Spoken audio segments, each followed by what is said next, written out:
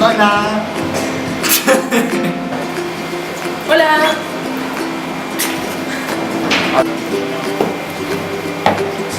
Hola. Hola. Hola. Hola, queridos pollitos. Esta semana en nuestro canal Epidemiología Divertida os traemos una nueva entrega. En el vídeo de hoy vamos a hablar sobre el cáncer de mama. Vamos a mostrar cómo hacer un estudio epidemiológico. Muchas gracias, manitos arriba y suscribís al canal. ¡Empezamos!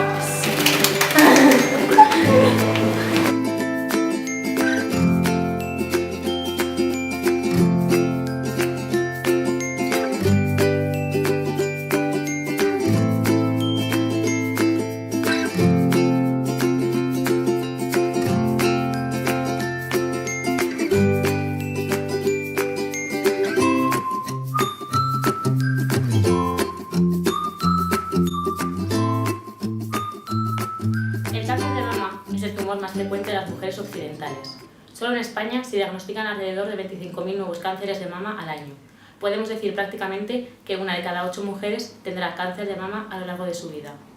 La mama es un órgano o glándula cuya función principal es la secreción de leche.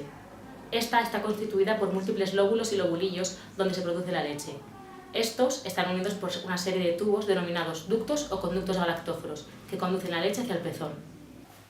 Este proceso está regulado por una serie de mecanismos que indican a la célula cuándo comenzar a dividirse y cuándo permanecer estable. Cuando estos mecanismos se alteran en una célula, ésta y sus descendientes inician una división incontrolada que, con el tiempo, dará lugar a un tumor. Si estas células, además de crecer sin control, adquieren la facultad de invadir tejidos y órganos de alrededor y de trasladarse y proliferar en otras partes del organismo, se denomina tumor maligno, que es a lo que llamamos cáncer. El cáncer de mama es el tumor maligno que se origina en el tejido de la glándula mamaria. Este tumor puede tener un crecimiento local, una diseminación linfática o una diseminación hematógena. ¡Ey, pero!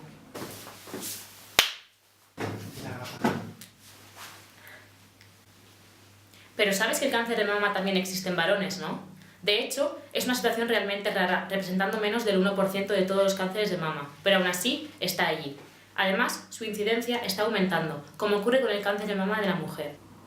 La historia familiar de cáncer de mama femenino también puede influir, especialmente si existen mutaciones del gen BRCA2.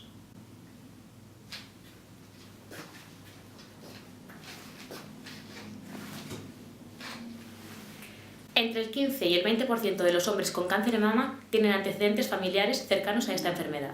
La edad de presentación suele ser algo más tardío, unos 10 años más tarde que en la mujer. En el año 2008 se diagnosticaron aproximadamente 1.380.000 casos nuevos de cáncer de mama en el mundo. En la actualidad es el tumor más frecuente en la población femenina, tanto en países desarrollados como en aquellos en vías de desarrollo. La incidencia en España es baja, menor que la de Estados Unidos, Canadá, Reino Unido, Países Bajos, Bélgica, Alemania, Francia y Suiza, por ejemplo. En España se diagnostican unos 26.000 casos al año, lo que representa casi el 30% de todos los tumores del sexo femenino en nuestro país. La mayoría de los casos se diagnostican entre los 35 y los 80 años, teniendo su pico entre los 45 y los 65. No obstante, no disponemos de un sistema nacional de registro de tumores para conocer las cifras exactas. El cáncer de mama es el tumor maligno que con mayor frecuencia aparece en mujeres embarazadas, tras el parto o durante la lactancia.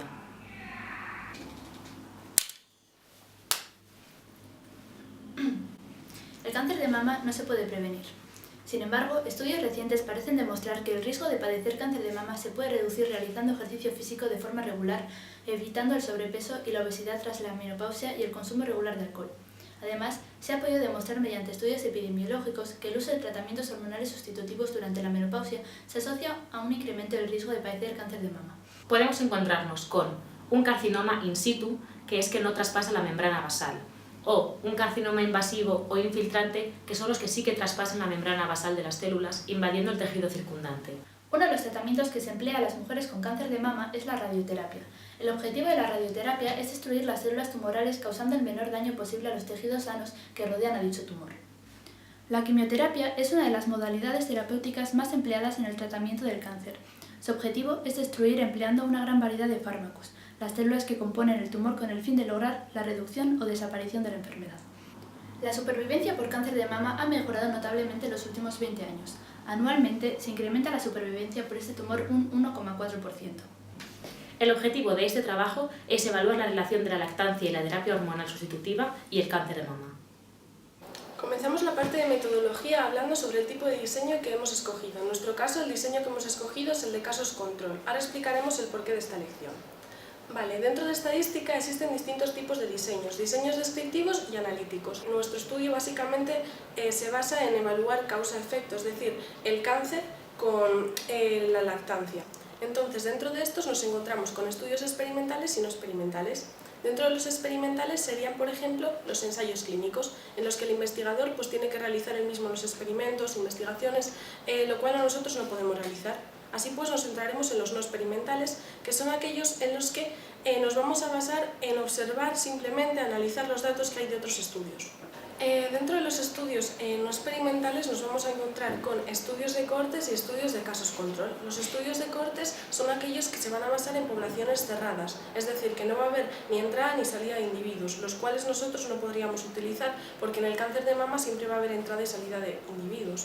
Y por otro lado también se va a basar en enfermedades raras, el estudio de cohortes, así que no nos interesa. Así pues, elegimos el estudio de casos control, en el cual va a servirnos para estudiar enfermedades en un periodo prolongado de tiempo, enfermedades crónicas, que en este caso es el cáncer de mama, que nos va a permitir estudiarlo en un largo periodo, y en este estudio nos vamos a basar, por lo tanto, en una población. Dentro de la población escogeremos los casos y los controles, la población sana y la población enferma. Dentro de cada una de las cuales estudiaremos los expuestos y los no expuestos, es decir, dentro de las personas con cáncer de mama los que han sido expuestos a la lactancia y los que no, y dentro de las personas sanas las que han sido expuestas a la lactancia y las que no, para evaluar si la lactancia realmente es un factor protector o, en el caso contrario, se trata de un factor de riesgo. Solamente sería necesario realizar previamente una encuesta tanto a las mujeres de los grupos de los casos como de los controles, en la que se les planteen las siguientes preguntas, como por ejemplo, si han dado el pecho a sus hijos, en el caso de que lo hayan hecho, el periodo de lactancia que han sometido a sus hijos, luego la paridad o el número de hijos que han tenido para también evaluar ese periodo de lactancia si es repetitivo, y si después de la menopausia se han sometido a terapias hormonales sustitutivas, puesto que podría ser un factor confusor, o incluso otros posibles factores confusores. En nuestro trabajo deberíamos estudiar y tener en cuenta diferentes factores que pudiesen afectar el desenlace de la enfermedad. En un estudio realizado en la Comunidad Autónoma del País Vasco, los factores hormonales reproductivos que se asociaron a un aumento de riesgo fueron la menarquía precoz, el primer embarazo a una edad tardía, la menopausia tardía y terapia hormonal sustitutiva posmenopáusica. Los que se describen asociados a un menor riesgo fueron primer embarazo a edad temprana, multiparidad y lactancia prolongada. Otros factores de riesgo descritos en este estudio fueron la historia familiar del cáncer. Dentro de estos factores tendremos que distinguir y estudiar dos tipos, los factores confusores y los modificadores. Un factor confusor que es uno que confunde la relación entre la variable exposición y desenlace. Y el modificador modificaría la relación entre la variable exposición y el desenlace. En sí modula el grado o la intensidad del factor de riesgo. ¿Cómo saber si nos encontramos ante un factor confusor o modificador? Depende de los resultados, pero como no los hemos obtenido, lo primero que deberíamos hacer sería realizar el test de homogeneidad de Mantel-Haenszel.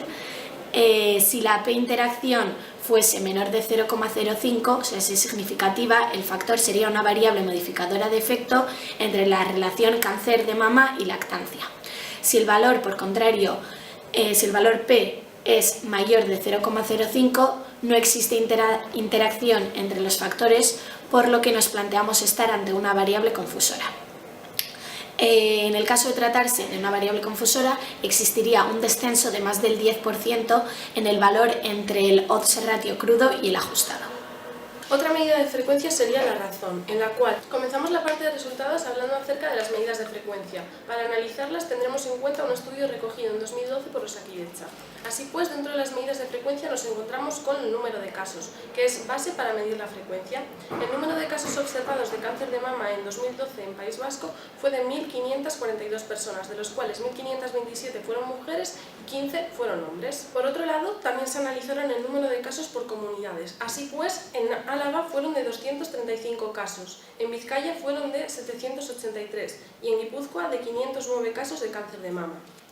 El siguiente tipo de medida de frecuencia que vamos a utilizar va a ser la razón, en la cual nos vamos a encontrar el numerador no va a estar incluido en el denominador. Un ejemplo de razón en este caso sería, por ejemplo, los casos de cáncer en mujeres entre el número de casos de cáncer en hombres, es decir, 1527 entre 15, que es igual a 101 casos va a haber en mujeres por cada 1 casos que haya en hombres.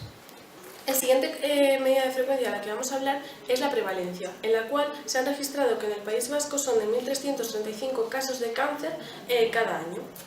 Por último, hablaremos de la incidencia. La incidencia, podemos tener la incidencia acumulada, la cual no la vamos a poder medir porque es para un estudio de cortes. Nosotros utilizaremos la tasa de incidencia. La tasa de incidencia que se ha registrado en Euskadi en el año 2012 es de 7 mujeres por cada 1.000 de estas mujeres en toda la población han padecido cáncer de mama. Medidas de asociación. En cuanto a las medidas de asociación existentes, en el estudio que vamos a realizar solamente podremos emplear la medida del odds ratio, puesto que el riesgo relativo no es aplicable a los estudios de casos control, sino que solamente es válido para los estudios de seguimiento. En lo que respecta al odds ratio, es posible demostrar, mediante estudios realizados tanto a nivel nacional como internacional, que el acto de dar el pecho o la lactancia, siempre y cuando esté comprendido en un periodo de tiempo alrededor de los 3 meses, resulta ser o podría resultar ser un factor protector. En primer lugar, en un estudio realizado por la Universidad de Carlos III de Madrid en 2001, se observa que la lactancia no es un factor de riesgo, es decir, que al calcular el odds ratio o el cociente entre las probabilidades de los casos expuestos y los controles expuestos, es decir, entre las mujeres lactantes con cáncer y las mujeres lactantes sanas, nos da un odds ratio igual a 1, que es indicativo de ser ni un factor protector ni un factor de riesgo, mientras que en las mujeres no lactantes, como vemos aquí, nos da un odds ratio superior a 1, que es indicativo de un factor de riesgo. Bien. Sin embargo, en otro estudio realizado por la población mexicana en 1996 por la Universidad de Johns Hopkins, observamos que el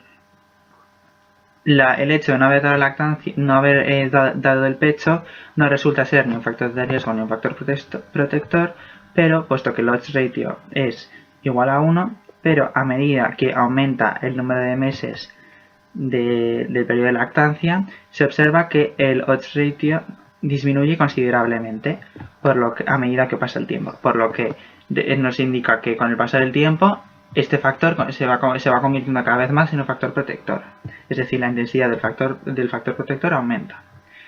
Sin embargo, esto solo ocurre, este resultado solo son con el primer hijo lactado, mientras que en una segunda vez, cuando se vuelve a quedar embarazada y vuelve a tener un segundo hijo o posteriores, el factor de protector va a tener menos intensidad que el factor que en el primer embarazo, puesto que el factor el odds ratio va a ser mayor que en los casos anteriores, a pesar de ser menor que 1.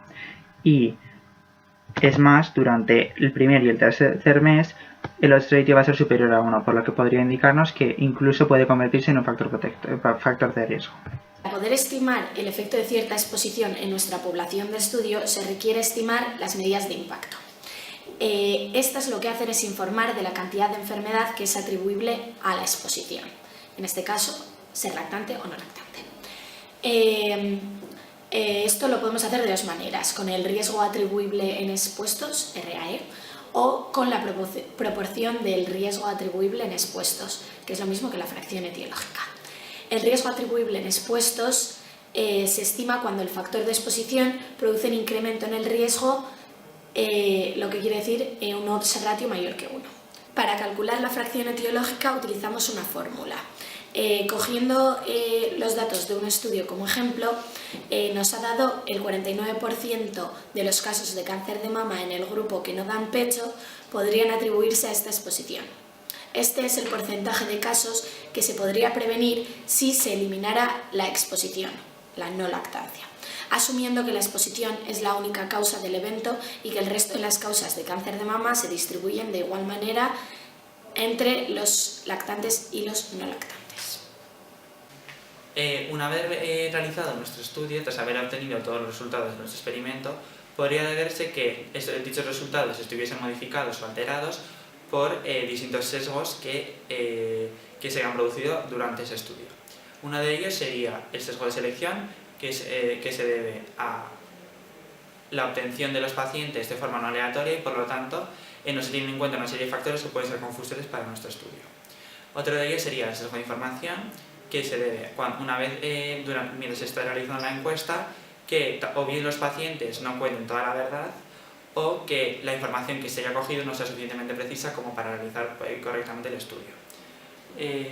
Otro tipo de sesgos podría ser los sesgos de confusión, que se debe a la presencia de los distintos factores confusores que ya hemos indicado previamente y que por lo tanto podría modificar los resultados de nuestro estudio.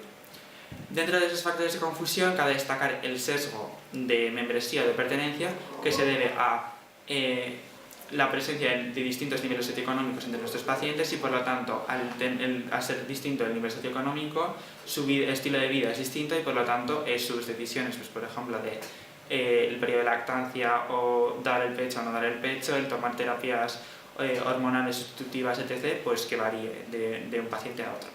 Posterior a este existe el sesgo de adaptación, que se debe a que mientras estamos realizando el estudio, los pacientes no están organizados como nos gustaría y encontramos otra forma mejor de clasificarlos y por lo tanto se modifica ese estudio para obtener unos mejores resultados que también podrían alterar los resultados de nuestro estudio.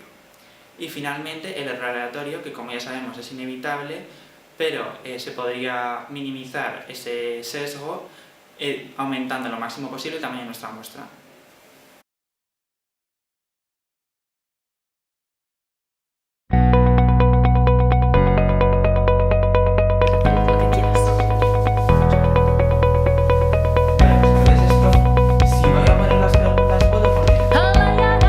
El cáncer de mama. El cáncer de mama. Por lo de limón. Cuando quieras, no te muevas. ¿Me quedo aquí? Sí. Mira la cámara, sí. Muy bien. Ya. ¿Sabes? Estoy donde antes.